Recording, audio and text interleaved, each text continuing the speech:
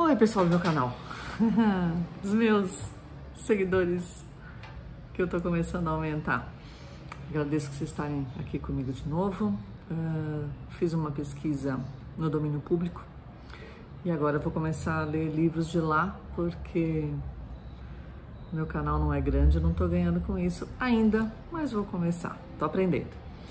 Então, em vez de ficar promovendo outros autores que eu gostava dos livros, vou começar a promover autores que já se foram e vou começar com um livro super sugestivo, A Arte da Guerra.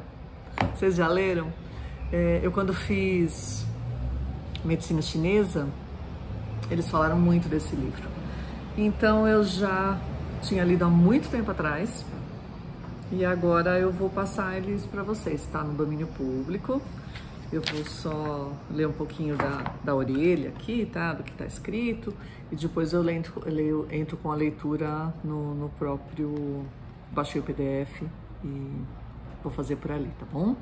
Então, venham comigo de novo. Eu vou começar por partezinhas, no máximo vídeos de meia hora, para vocês aprenderem comigo e eu aprender com vocês, porque quando a gente ensina, a gente aprende duas vezes. E vamos lá. Então, Sun Tzu, A Arte da Guerra, é da editora Scala. Essa edição aqui não tem número, tá bom? Ela é bem antiga. Inclusive, eu adquiri de uma conhecida que mudou para fora do Brasil. Agradeço a ela pelo livro. E vamos botar na internet, tá bom? Atrás ele diz assim, as diversas publicações da Arte da Guerra de Sun Tzu talvez devessem vir com a seguinte advertência. Esta obra é destinada apenas a esclarecer pontos sobre batalhas travadas há anos. Todas e quaisquer aplicações dos ensinamentos aqui contidos deverão ser feitas por conta e risco do leitor. Tão grande é o uso dos ensinamentos do estrategista chinês hoje. Por analogia, podemos relacionar a eles praticamente tudo. Entretanto, raras vezes estas analogias são capazes de se sustentar diante de um olhar mais apurado.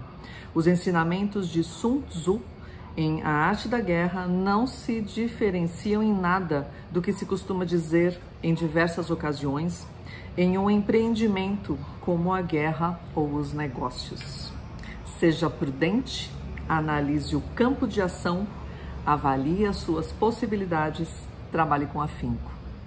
Estas ideias não pertencem de maneira nenhuma a Sun Tzu. Elas estão envolvidas sempre que há uma possibilidade de sucesso ou de derrota. Mesmo assim, o texto traz uma amostra inestimável da perspicácia e do pensamento desse que foi um dos maiores estrategistas militares. Então, como você vê, se aplica a tudo. A orelha do livro, tá? O mundo ocidental se construiu desde a antiguidade histórica, ideológica e culturalmente em torno de dois polos, Grécia e Roma. Com o advento do cristianismo, essas duas civilizações incorporaram novos valores e uma nova filosofia de vida que pode ser classificada de judaico-cristã. A expansão da religião cristã em direção ao Oriente e à África encontra uma barreira com o surgimento do islamismo no século VII da nossa era. Fato que reduz o Ocidente de cultura greco-romana e cristã à pequena Europa. Nesse mesmo século VII surge no norte da Itália uma república cristã por conveniência, laica por suas grandes ambições na comercialização das riquezas do mundo, minúscula em território e imensa pela conquista dos mares, Veneza. É ela que abre rotas marítimas e por terra em direção ao Oriente.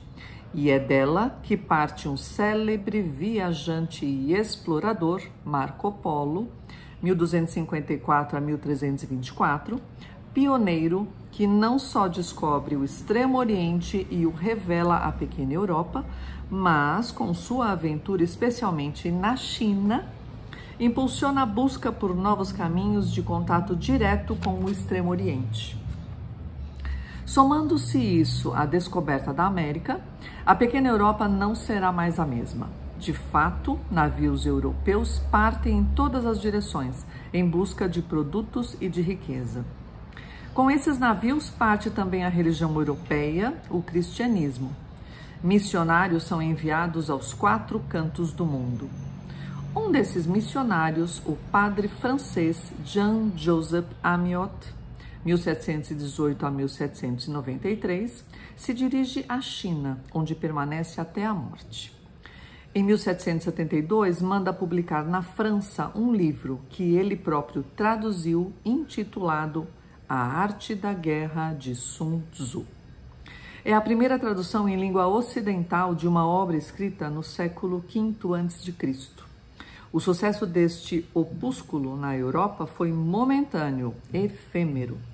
Foi somente com a tradução inglesa, já no século XX, que o livro de Sun Tzu se difundiu em todo o Ocidente. Hoje, que falamos de guerra com desaprovação e horror, o escrito de Sun Tzu é sucesso no mundo inteiro, particularmente na Europa e nas Américas. Sinal dos tempos? Não. É a aplicação da arte bélica de Sun Tzu na busca do sucesso, nos embates da concorrência, na guerra dos produtos, na conquista do consumidor. Então está bem coerente com o tema em relação à nossa realidade. A tradução desse livro foi de André Campos Mesquita e o índice fala sobre a apresentação, sobre o autor, sobre esta edição, mas eu vou estar lendo o PDF, tá? Depois no índice entra a arte da guerra, a avaliação, fazer a guerra, o ataque com estratégia, a disposição tática, imponência, o cheio e o vazio, a ação militar, as variantes, o exército em marcha, o terreno, as 9 classificações de terrenos, o ataque pelo fogo, os espiões e um texto chinês, tá bom? Eu vou pegar aqui no PDF, vou estar controlando o tempo aí para não passar muito, mas o livro é de domínio público, se chama Arte da Guerra, de Sun Tzu. Qualquer parte dessa obra pode ser reproduzida, transmitida ou arquivada, contanto que seja mencionado o autor, mas sem poder modificar a obra de nenhuma forma, sem utilizá-la para fins comerciais. Os livros publicados estão sob os direitos BI-NC-ND do Creative Commons. Tem um site. Essa aqui é a primeira edição, tradução pela culturabrasileira.org. É uma literatura estrangeira. Cultura Brasil Org 2010. Vamos começar. Sun Tzu, 500 a.C., sobre a avaliação. Sun Tzu disse: a guerra é de vital importância para o Estado. É o domínio da vida ou da morte. É o caminho para a sobrevivência ou a perda do império. É preciso manejá-la bem. Não refletir seriamente sobre tudo o que lhe concerne é dar prova de lastimável indiferença no que diz respeito à conservação ou à perda do que nos é mais querido. E isso não deve ocorrer entre nós. Há de valorá-la em termos de 5 fatores fundamentais e fazer comparações entre as diversas condições dos contendores, com vistas a determinar o resultado da guerra. O primeiro desses fatores é a doutrina, o segundo o tempo, o terceiro o terreno, o quarto o mando e o quinto a disciplina. A doutrina significa aquilo que faz com que o povo esteja em harmonia com o seu governante, de modo que o siga aonde for, sem temer por sua vida, nem de se expor a qualquer perigo. O tempo significa o yin e o yang, a noite e o dia, o frio e o calor, dias ensolarados ou chuvosos e a mudança das estações. O terreno implica as distâncias e faz referência onde é fácil ou difícil deslocar-se, se é um campo aberto ou lugares estreitos, e isso influencia as possibilidades de sobrevivência. O mando Há de ter como qualidades a sabedoria, a sinceridade, a benevolência, a coragem e a disciplina. Se não tiver isso, você não consegue comandar. Você comanda por um tempo, mas é derrubado por terra. Por último, a disciplina há de ser compreendida como a organização do exército, as graduações e classes entre os oficiais, a regulação das rotas de mantimentos e a previsão do material militar para o exército. Estes 5 fatores fundamentais hão de ser conhecidos por cada general. Aquele que os domina, vence. Aquele que não os domina, sai derrotado. Portanto, ao traçar os planos, há de se comparar os seguintes 7 fatores, avaliando-se cada um com maior cuidado. Qual dirigente é o mais sábio e capaz? Que comandante possui o maior talento? Que exército obtém vantagens da natureza e terreno? Em que exército se observam melhor os regulamentos e as instruções? Quais as tropas mais fortes? Que exércitos têm oficiais e tropas melhor treinadas? Que exército administra recompensas e castigos de forma mais justa? Mediante o estudo desses 7 fatores, serás capaz de adivinhar qual dos 2 grupos sairá vitorioso e qual será derrotado. O general que servir o meu conselho vencerá. Esse general há de ser mantido na liderança. Aquele que ignorar os meus conselhos certamente será derrotado e deve ser destituído. Além de prestar atenção aos meus conselhos e planos, o general deve criar uma situação que contribua para o seu cumprimento. Por situação, quero dizer que deve levar em consideração a situação do campo e atuar de acordo com o que lhe for vantajoso. A arte da guerra se baseia no engano.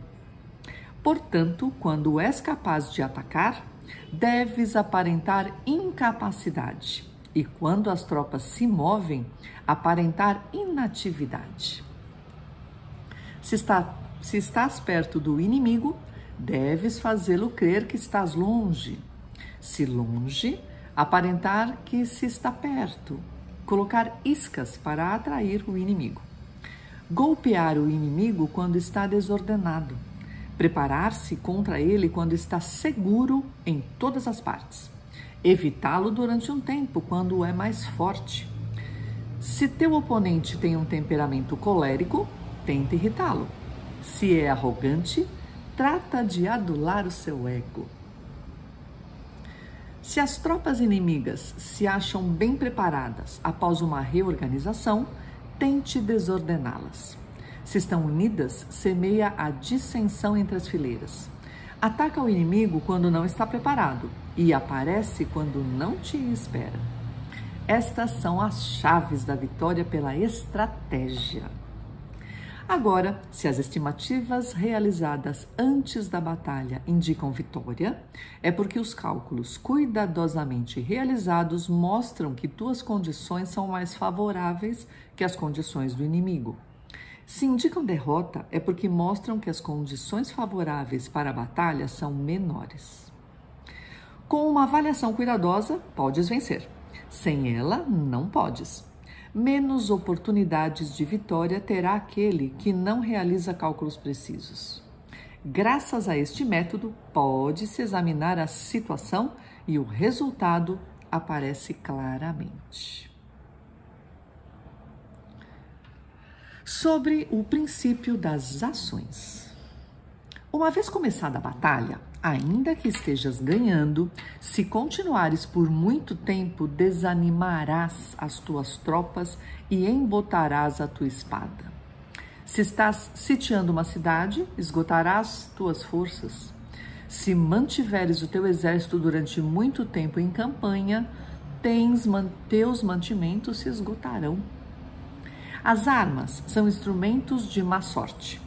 Empregá-las por muito tempo produzirá calamidades. Como se tem dito, os que a ferro matam, a ferro morrem. Quando as tuas tropas estão desanimadas, a tua espada embotada, esgotadas estão as tuas forças e os teus mantimentos são escassos, até os teus se aproveitarão da tua debilidade para se sublevarem. Assim, ainda que tenha conselheiros sábios, ao final não poderás fazer que as coisas saiam bem. Por causa disso, tem-se ouvido falar de operações militares que são torpes e repentinas. Porém, nunca se viu nenhum especialista na arte da guerra que mantivesse a campanha por muito tempo. Nunca é benéfico para um país deixar que uma operação militar se prolongue por muito tempo. Quanto tempo, né? Aí vamos pensar. Como se diz comumente, ser rápido como o trovão que retunda antes de que tenhas podido tapar os ouvidos, veloz como o relâmpago que brilha antes de haveres podido piscar. Portanto, os que não são totalmente conscientes da desvantagem de servir-se das armas não podem ser totalmente conscientes das vantagens de utilizá-las. Os que utilizam os meios militares com perícia não movimentam suas tropas 2 vezes, nem proporcionam alimentos em 3 condições com o mesmo objetivo. Isso quer dizer que não se deve mobilizar o povo mais do que uma vez por campanha e que, imediatamente depois de alcançar a vitória, não se deve regressar ao próprio país para fazer uma segunda mobilização. A princípio, isso significa proporcionar alimentos para as próprias tropas, porém, depois que se tiram os alimentos ao inimigo. Se ao invés de tomar os mantimentos e armas do teu próprio país, retirares do teu inimigo, estarás bem abastecido de armas e provisões. Quando um país empobrece por causa das operações militares, isso se deve ao transporte de provisões de um lugar distante. Se as transportas desde um lugar distante, o povo empobrecerá. Os que habitam próximo de onde está o exército podem vender suas colheitas a preços elevados. Porém, acaba-se deste modo o bem-estar da maioria da população.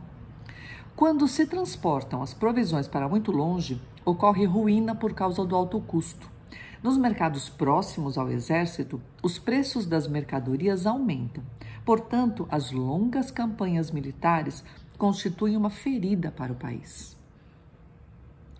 Quando se esgotam os recursos, os impostos se arrecadam sob pressão.